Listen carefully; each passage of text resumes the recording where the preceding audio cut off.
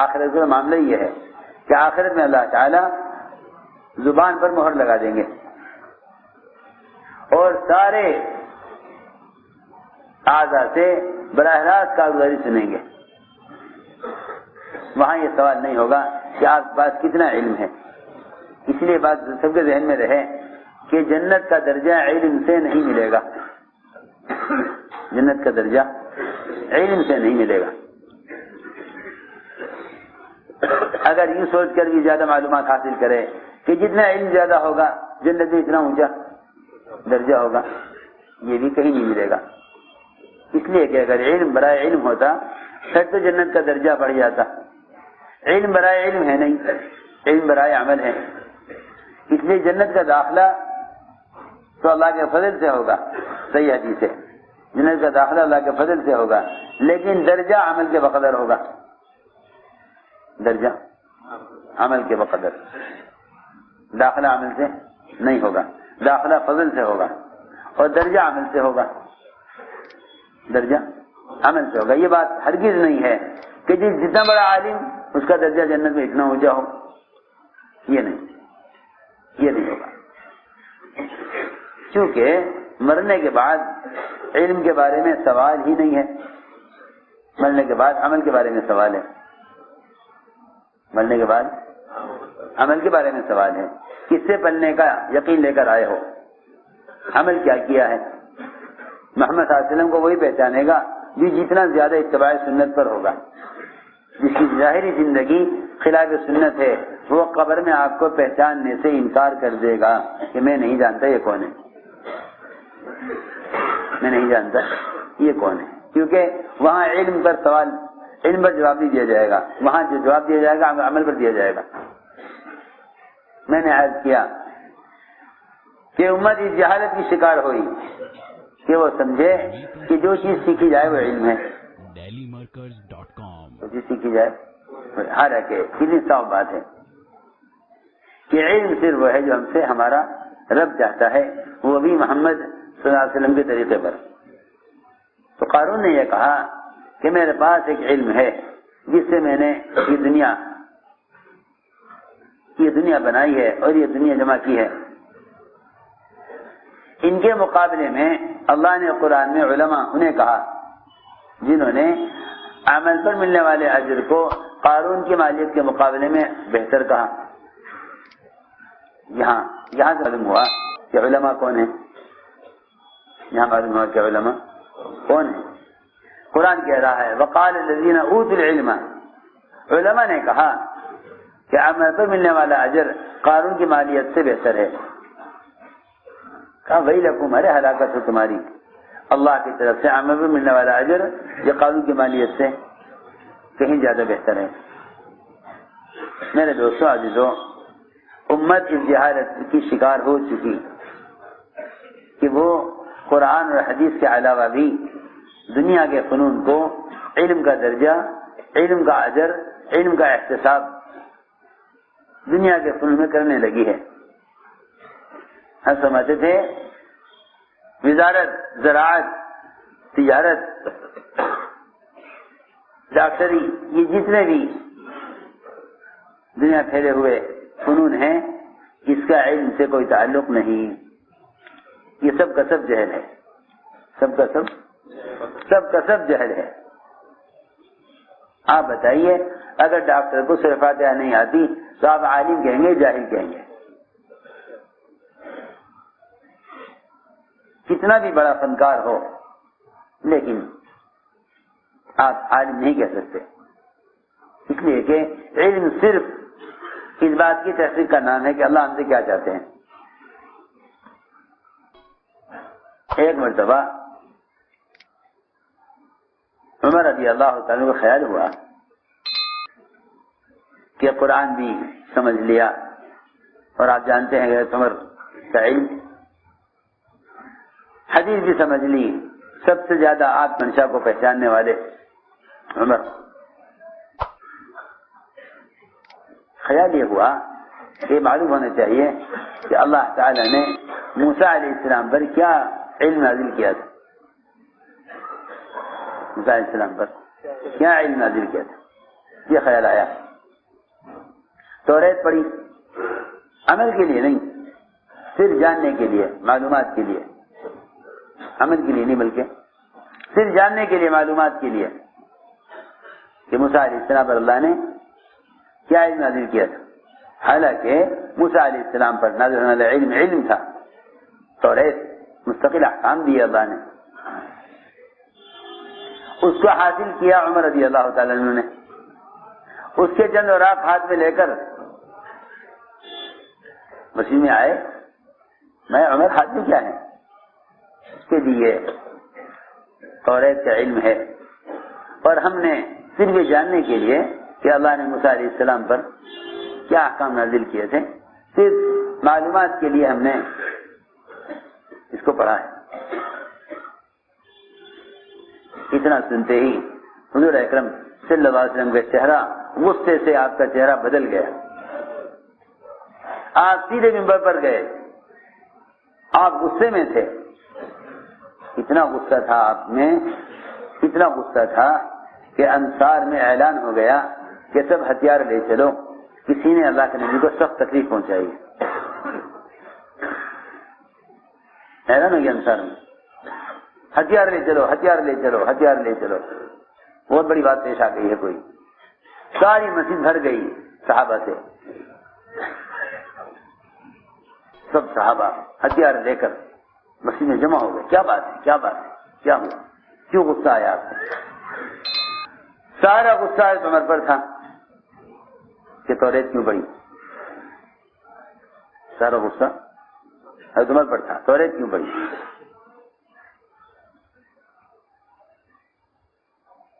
آپ نے فرمایا کہ آج موسیٰ علیہ السلام زندہ ہو کر آ جائیں، ان کے لیے نجات کا کوئی راستہ نہیں سوائے میرے طریقے کے، اور اگر تم نے ان کے طریقے پر عمل کیا. حالانکہ عمر رضی اللہ عنہ نے توریت عمل کرنے کے لیے نہیں پڑھی، لیکن کیوں؟ اس لیے کہ علم کا تقاضا معلومات کا حاصل کرنا نہیں، عمل کرنا ہی علم کا تقاضا ہے. اس لیے آپ کو غصہ آیا کہ جب اس پر عمل نہیں تو اس کو کیوں حاصل کیا. اس پر عمل نہیں، یہ کیا مطلب اس کا کہ ہم نے عمل کے لیے نہیں پڑھ رہے، ہم تو معلومات کے لیے پڑھ رہے ہیں. کہ نہیں، معلومات تو موضوع ہی نہیں ہے. علم کا تقاضا تو عمل ہے. جو علم منسوخ ہو چکا، جو علم منسوخ ہو چکا ہے، تم نے اس علم کو کیوں حاصل کیا. آپ نے فرمایا آج موسیٰ علیہ السلام زندہ ہو کر آ جائیں، ان کے لیے کوئی راستہ ہدایت کا نہیں، نجات کا نہیں سوائے میرے طریقے کے، اور اگر تم نے ان کے طریقے پر عمل کیا تم گمراہ ہو جاؤ گے. آپ نے فرمایا یہ قرآن کیا تمہارے لیے ہدایت کے لیے کافی نہیں ہے، واضح روشن کتاب. عمر رضی اللہ تعالیٰ عنہ سمجھ گئے سارا غصہ مجھ پر ہے. کہا رضیت باللہ رب والاسلام دینا، کہ میں اللہ کو رب بنا کر اور آپ کے لائے ہوئے طریقے کو اپنا دین اور مذہب بنا کر راضی ہوں. آپ اندازہ کریں، جو چیز علم ہے اور موسیٰ علیہ السلام پر نازل کی گئی ہے، اس کو عمر جیسے عالم نے سیکھ لیا. سارا قرآن حدیث کا علم حاصل کرنے کے بعد اس پر اللہ کے نبی کو اتنا غصہ آ رہا. تو جو چیز علم ہی نہیں ہے سرے سے، دنیا کے فنون اور مختلف قسم کے انسانی تجربات، انہیں آدمی حاصل کر کے سمجھے کہ میرے پاس بھی علم ہے اور اللہ کے رسول کے لائے ہوئے علم سے جاہل رہے، تو قیامت میں اللہ کے نبی کو کتنا غصہ آئے گا. جب عمر جیسے عالم پر غصہ آ رہا ہے علم حاصل کرنے کی وجہ سے، جو علم موسیٰ علیہ السلام پر نازل کیا گیا، اس سے اندازہ کرنا چاہیے. تو میں نے عرض کیا دوستو، سب سے بنیادی بات یہ ہے کہ علم حاصل کرو، علم حاصل کرو، اس لیے کہ علم سیکھنے سے آتا ہے. کوئی اپنی ماں کے پیٹ سے عالم پیدا نہیں ہوتا، کوئی ماں کے پیٹ سے عالم پیدا نہیں ہوتا، علم سیکھنے سے آتا ہے. اور صحابہ کرام باوجود فقر اور تنگی کے علم حاصل کرتے تھے. اس زمانے کے لوگوں کی ناکامی کی اور جہالت کی وجہ یہ ہے کہ وہ سمجھتے ہیں پہلے اسباب اختیار کریں سر وہ اسباب علم پر لگائیں تاکہ علم حاصل ہو. حالانکہ آپ دیکھیں گے کہ صحابہ کے زمانے میں جو جتنا بڑا فقیر محتاج تنگ دست، اتنا ہی بڑا فقیر اور عالم، اتنا ہی بڑا فقیر اور عالم. کیونکہ وہ یہ جانتے تھے کہ جتنا مال بڑھے گا اور جتنے مال کے کمانے کے اسباب بڑھیں گے اتنی ہی علم سے مشغولی اور علم سے غفلت ہو جائے گی. حضرت فرمایا کرتے تھے کہ اس دوسری غلام ابو ہریرہ نے تو تھوڑی سی مدت میں اتنی حدیثیں یاد کر لی، اور ہمیں تو بازار کے چکروں نے، بازار کی مشغولی نے علم سے محروم کر دیا. حضرت عمر جیسا عالم یہ کہتا تھا، حضرت عمر جیسا عالم وہ یہ کہتا تھا، حضرت عمر جیسا عالم یہ کہتا تھا کہ ابو ہریرہ نے تو اس دوسری غلام نے تھوڑی مدت میں اتنا علم حاصل کر لیا، کیونکہ کوئی کام نہیں تھا سوائے علم حاصل کرنے کے. مستقل علم کے ماحول میں، مستقل آپ کے مجلس میں. حضرت فرمایا کرتے تھے ہمیں تو بازار کی مشغولی نے علم سے محروم کر دیا. اور یہ دوسری غلام یہ سب کچھ چھوڑ کر علم حاصل کرنے میں لگا ہوا تھا، کیونکہ تھوڑا سا علم حاصل ہوتا ہے جب آدمی اپنے آپ کو پوری طرح علم کے حوالے کر دے. کہ میں نے عرض کیا کہ دور صحابہ میں یہ بات نہیں تھی کہ پہلے مکان، دکان، کارخانہ، زمیندارہ کرو، پھر ان اسباب کے ذریعے علم حاصل کرو، بلکہ بھوکے سے بھوکا آدمی، فقیر سے فقیر آدمی علم کی طلب میں آیا کرتا تھا. ایک آدمی بہت دور سے چل کر آیا، سواری پر سوار. جب آپ کے قریب صحابہ آپ کے ساتھ تھے، جب وہ قریب پہنچنے لگا تو اچانک اس کی سواری بدک گئی اور وہ اونٹ سے گرا، اور گرتے ہی اس کی گردن ٹوٹ گئی اور اس کا انتقال ہو گیا. آپ نے فرمایا کہ یہ بھوک کے ساتھ علم طلب کرنے کے لیے آ رہا تھا، بھوک کے ساتھ علم طلب کرنے کے لیے آ رہا تھا. صحابہ نے عرض کیا کہ یا رسول اللہ، یہ تو اس نے تو آ کر کسی بھی بھوک کا ذکر نہیں کیا، آپ نے اس کے مرنے کے بعد اس کی بھوک کو کیسے پہچان لیا؟ یہ بھوکا تھا،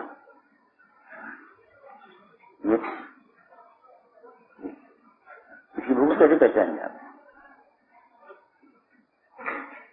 آپ نے فرمایا کہ جب اس کی روح نکلی تو جنت کی حوریں اس کے منہ میں لقمے دے رہی تھی.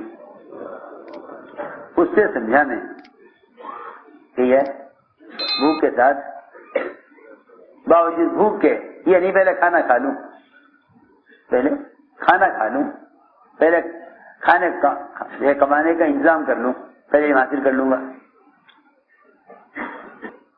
بلکہ اس بھوک کے ساتھ علم حاصل کرنے کے لیے آئے، اس بھوک کے ساتھ علم حاصل کرنے آئے،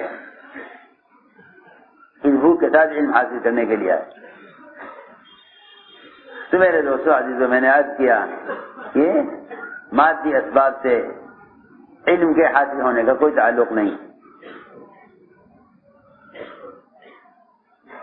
کہ مادی اسباب سے علم کا حاصل ہونے کا کوئی تعلق نہیں، بلکہ علم اللہ کے تعلق سے حاصل ہوتا ہے، علم اللہ کے تعلق سے حاصل ہوتا ہے، کہ علم اللہ کے تعلق سے حاصل ہوتا ہے. اس لیے فرمایا کہ اپنے علم کو لے کر حرکت میں بھی آیا کرو، اس لیے کہ حضور اکرم صلی اللہ علیہ وسلم نے اپنے لاؤ علم کی مثال بادل سے دی ہے. آپ نے لاؤ علم کی مثال بادل سے دی ہے. آپ میں لائے علم کی مثال بادل سے دی ہے. علم لانے کی مثال بادل سے دی ہے. اور امت کی مثال زمین سے دی ہے. امت کی مثال ساری امت زمین کی طرح اور آپ کا لائے علم بادل کی طرح. بہت اچھی مثال ہے, بہت اچھی مثال ہے. فرمایا مثل ما بعثني الله به من الهدى والعلم كمثل غيث الكثير, کہ جو علم میں لے کر آیا ہوں اس علم کی مثال گھنے بادل کی طرح ہے اور امت کی مثال زمین کی طرح ہے. زمین نہیں پھرتی, بادل پھرتے ہیں. کیوں بھائی؟ زمین نہیں پھرتی, بادل پھرتے ہیں. زمین کے اندر جمود, بادل میں حرکت. زمین میں ٹھہراؤ, بادل میں حرکت. بادلوں میں حرکت, زمین میں ٹھہراؤ, بادلوں میں حرکت. سارے بادل معمور ہوتے ہیں زمینوں کی طرف. بادل معمور ہوتے ہیں زمینوں کی طرف. جاؤ فلاں کے باغ کو سیراب کرو, یہ بادل کو حکم ہے.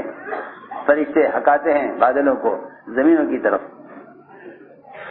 اس طرح آپ صلی اللہ علیہ وسلم جو علم لے کر آئے, آپ نے خود اپنے علم کو مجھ تک پہنچایا.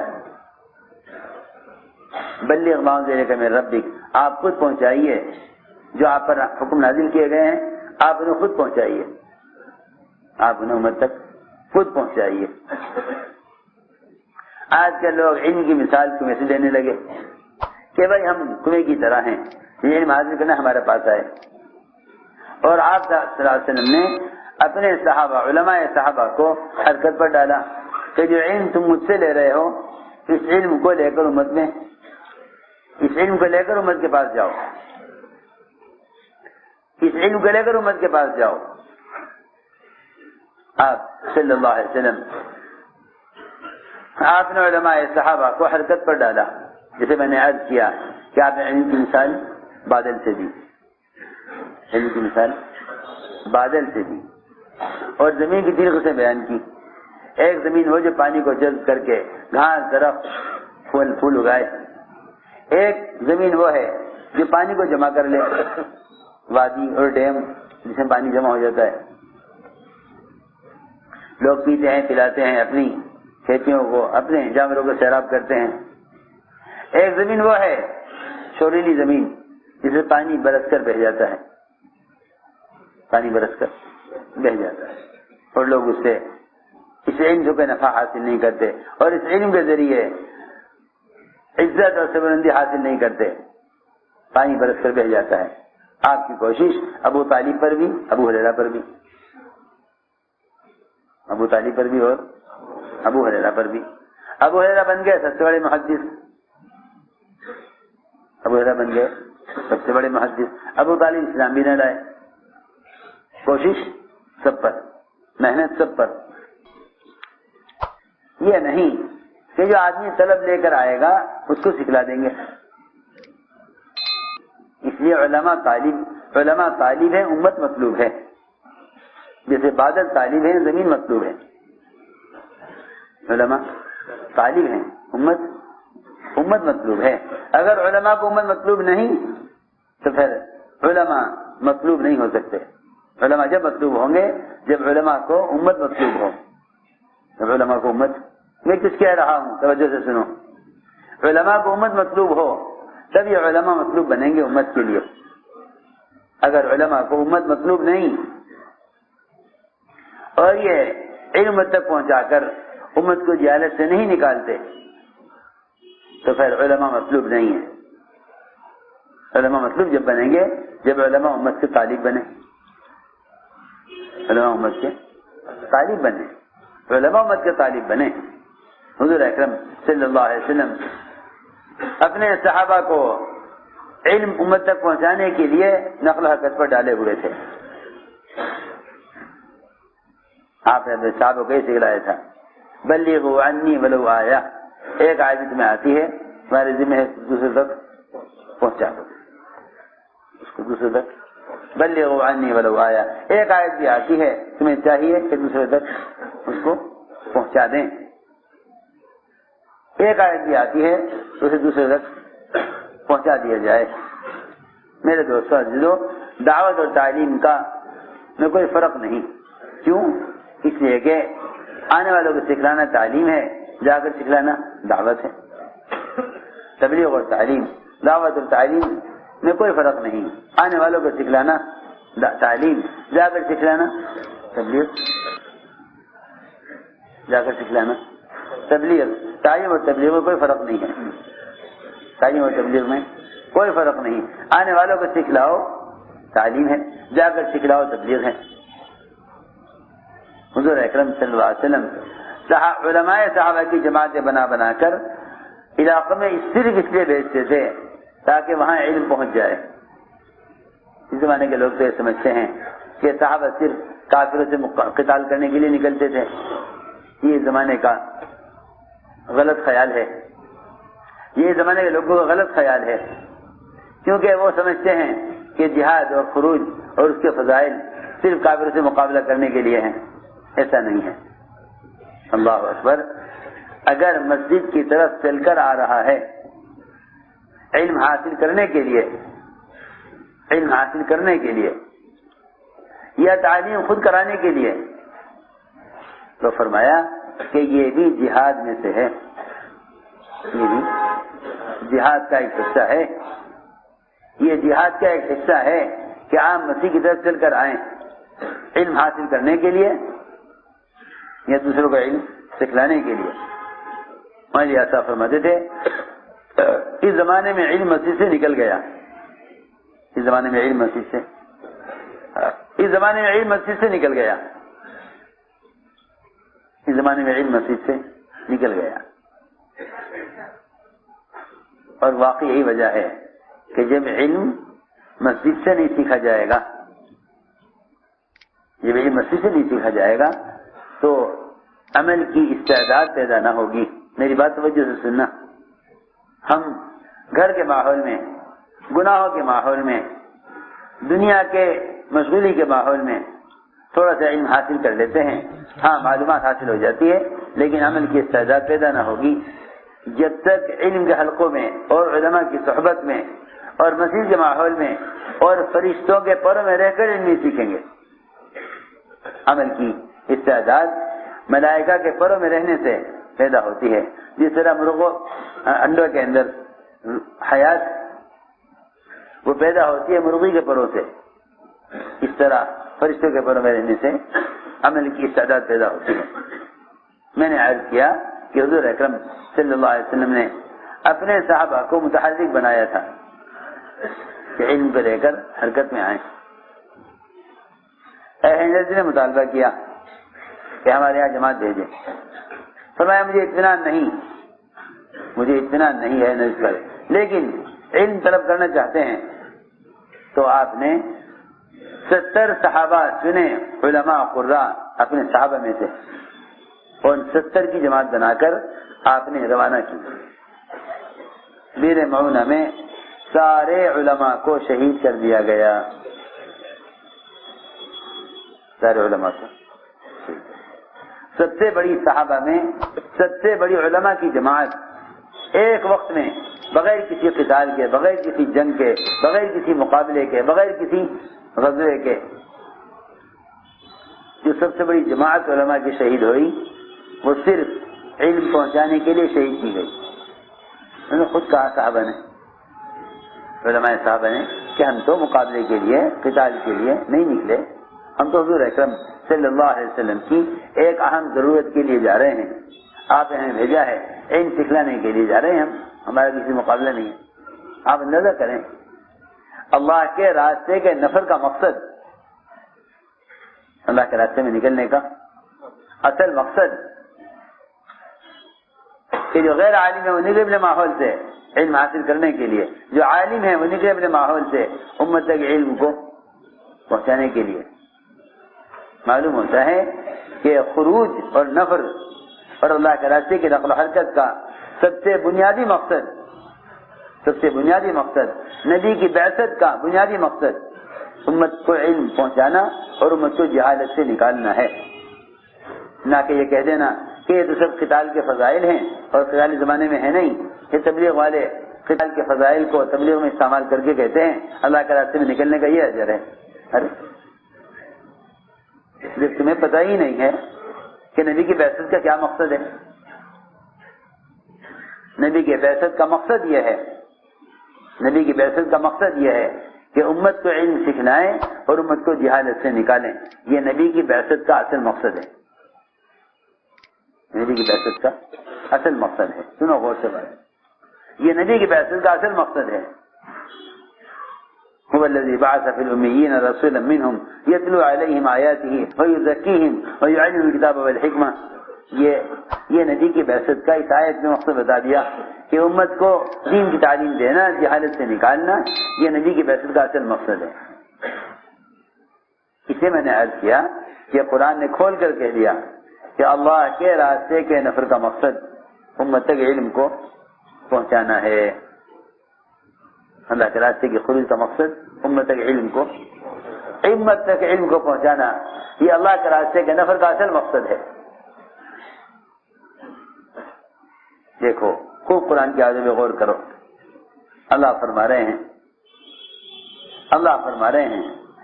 یہ تو نہیں کہہ رہے کہ سب نہ نکلیں، علماء کے بارے میں کہہ رہے ہیں کہ یہ تو نہیں کہ سب نہ نکلیں، سب نکلیں مگر ایک ساتھ نہ نکلیں۔ علماء اس راستے میں سب نکلیں مگر ایک ساتھ نہ نکلیں، کیسی عجیب آیت ہے قرآن کی۔ علماء سب نکلیں مگر ایک ساتھ نہ نکلیں، ما کان ينفروا کافہ، یہ تو مناسب نہیں ہے کہ سارے علماء ایک ساتھ نکل جائیں،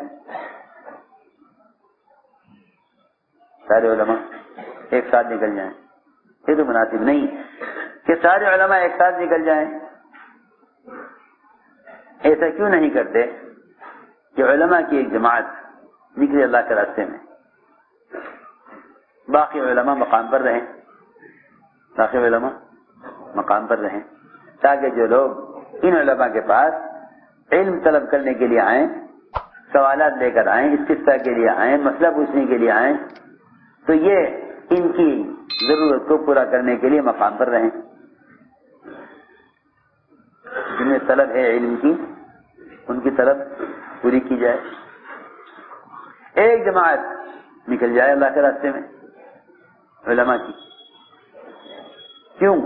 اس لیے نکلے تاکہ وہ دیکھے دنیا میں پھر کر کہ اللہ کی اطاعت کرنے والے ان پر اللہ تعالیٰ کی طرف سے کیا انعامات ہیں، جنہیں علم حاصل کر کے اللہ کی اطاعت کی ان پر کیا انعامات ہیں، اور جنہوں نے علم سے جاہل رہ کر اللہ کی اطاعت کو چھوڑ دیا اور اللہ کے واقعے پر نہیں ہیں اور جہالت کی وجہ سے وہ گناہوں کے اندر مبتلا ہیں، ان پر اللہ کی طرف سے کیا عذاب ہے۔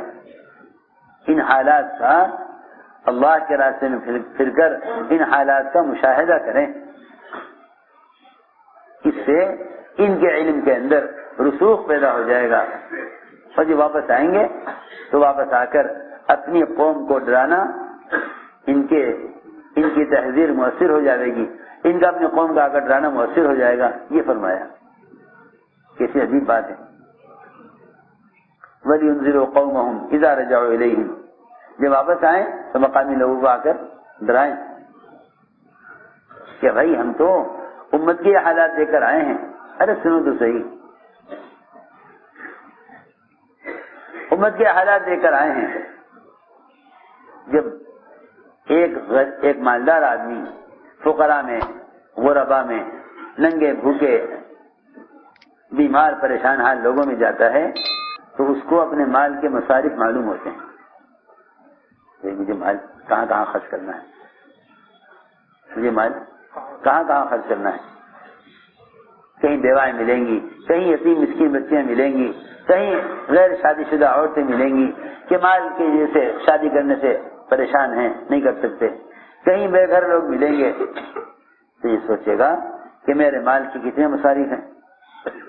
تو جو آدمی غربا کے درمیان نہیں جائے گا، اسے اپنے مال کے مصارف نظر نہیں آئیں گے، اسی طرح جو عالم جاہل کے درمیان نہیں جائے گا اسے اپنے علم کے مصارف نظر ہی نہیں آئیں گے. وہ سمجھے گا علم تو میرے اپنے لیے ہے، اسے میں عمل کروں. حالانکہ اس کے پاس علم ساری امت کی امانت اس کے پاس ہے. امت کی امانت اللہ جس کو علم دیتے ہیں اس کے پاس امت کی امانت ہے. جیسے اللہ جس کو مال دیتے ہیں اس کے پاس غربا کی امانت ہے. اس کے پاس غربا کی امانت ہے. جی ہاں. اور دونوں کے لیے اس کے پاس، مالدار کے پاس دونوں کے لیے، دونوں کا حق اس کے مال میں ہے. سائل کا بھی سوال کرے آ کر، اور جو سوال نہ کرے اس کا بھی حق ہے. وفی اموالہم حق للسائل والمحروم. لو جی، جب مال میں سوال کرنے والے کا بھی حق ہے اور سوال نہ کرنے والے کا بھی، جو آ کر آپ سے سوال نہیں کر رہا ہے اس کا بھی حق آپ کے ذمہ ہے کہ آپ مال اس کو وہاں پہنچائیں، اس کے گھر.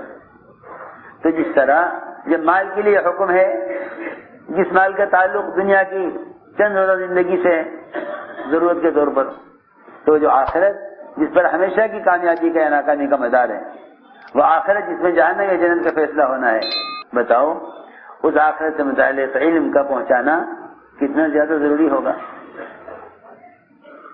جب مالدار کے مال میں سائل کا اور محروم کا دونوں کا حق ہے، تو علم میں سائل کا اور محروم کا حق کیوں نہ ہوگا؟ جو آ کر پوچھ رہا ہے اس کا بھی حق، جو آ کر پوچھ نہیں رہا ہے اس کا بھی حق. میری بات یاد رکھنا سب، کہ علم کا چھپانا حرام ہے. علم کا چھپانا حرام ہے.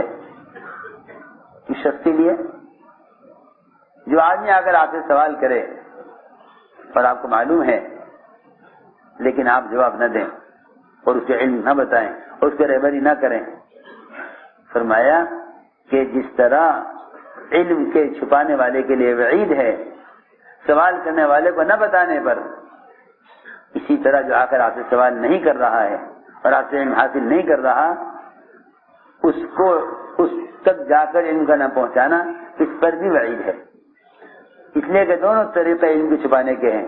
جو آ کر سوال کرے آپ اس سے علم چھپا لیں، اور جو اگر سوال نہیں کر رہا ہے آپ اس کو علم نہ پہنچائیں. ارے سنو میں کیا کہہ رہا ہوں.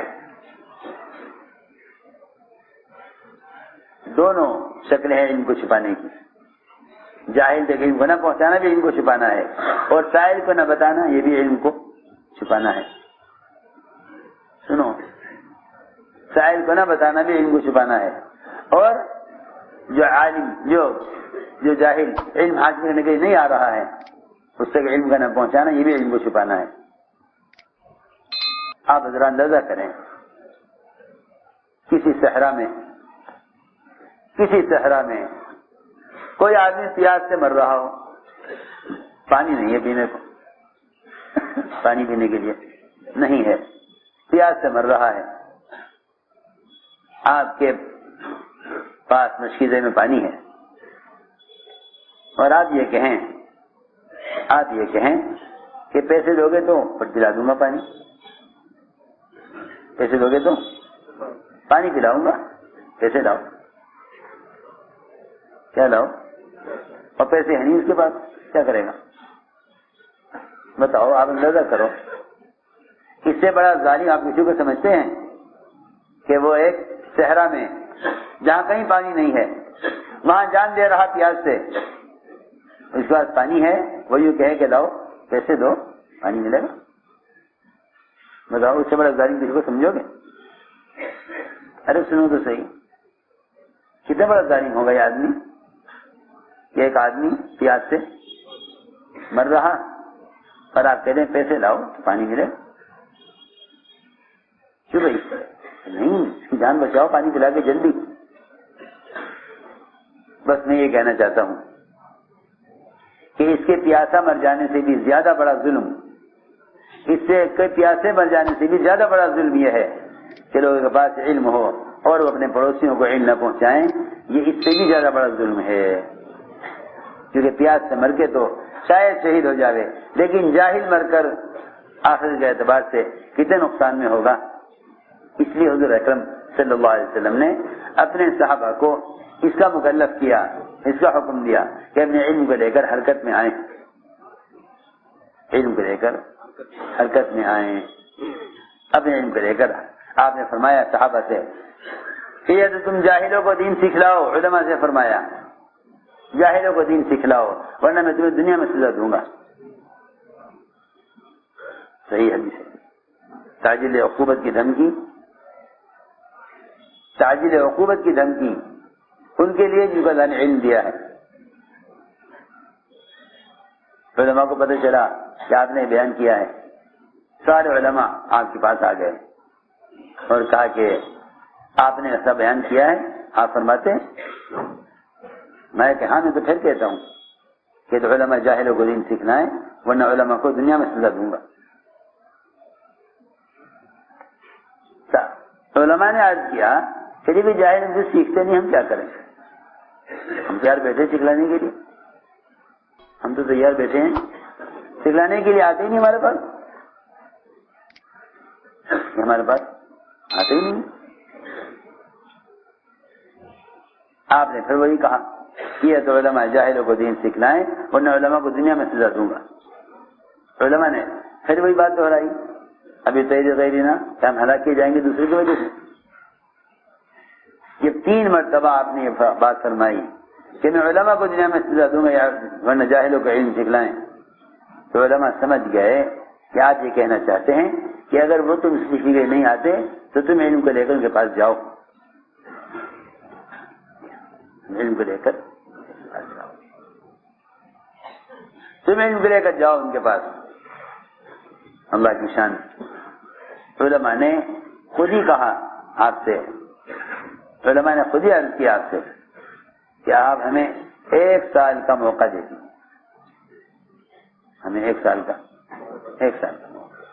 ہم اس کا انتظار نہیں کریں گے کہ جاہل مدینے میں آئیں سیکھنے کے لیے، بلکہ ہم جہاں جہاں اسلام پہنچ گیا اور علم نہیں پہنچا، ہم نقل و حرکت کے ذریعے وہاں علم کو پہنچائیں گے۔ 1 سال کا موقع دیے، 1 سال کا دیا۔ علماء نے خود سال کا آپ سے مطالبہ کیا، خود اپنی تشکیل سال کی کرائی، خود اپنے آپ کو پیش کر دیا 1 سال کے لیے۔ امہلنا سنۃ یا رسول اللہ، 1 سال کا موقع دیا۔ انہوں نے یہ نہ کیا کہ مدینے میں رہ کر 1 سال پڑھائیں گے، نہیں، یہ نہیں، بلکہ جہاں جہاں دیہاتوں میں اور نئی آبادیوں میں اسلام پہنچ گیا تھا وہاں انہوں نے جا کر ان تک علم کو پہنچایا، ان تک علم کو۔ اس لیے میرے دوستو عزیزو، اس بات کا دل سے عزم کرو کہ علم علماء سے حاصل کریں، اور جن کے پاس علم ہے انہیں چاہیے کہ وہ اپنے علم کو امت تک پہنچائیں، کیونکہ ان کے پاس یہ علم امت کی امانت ہے۔ بس یاد رکھو، اس سارے خروج و نقل و حرکت کا اصل مقصد امت کو جہالت سے نکالنا اور امت کے علم کو پہنچانا ہے، امت کے علم کو پہنچانا اصل مقصد ہے۔ اس کے لیے عزم و ارادے کرو۔ ماشاءاللہ جو علماء سال لگائے ہوئے ہیں وہ عرب کے سال کے آپ کو پیش کریں، جو علماء سال کے لیے آئے ہیں وہ سال پیش کریں، اور جو 4 علماء لگائے ہوئے حضرات ہیں وہ کھلے خرچ کے ساتھ باہر کے ملکوں کے لیے اپنے آپ کو پیش کریں۔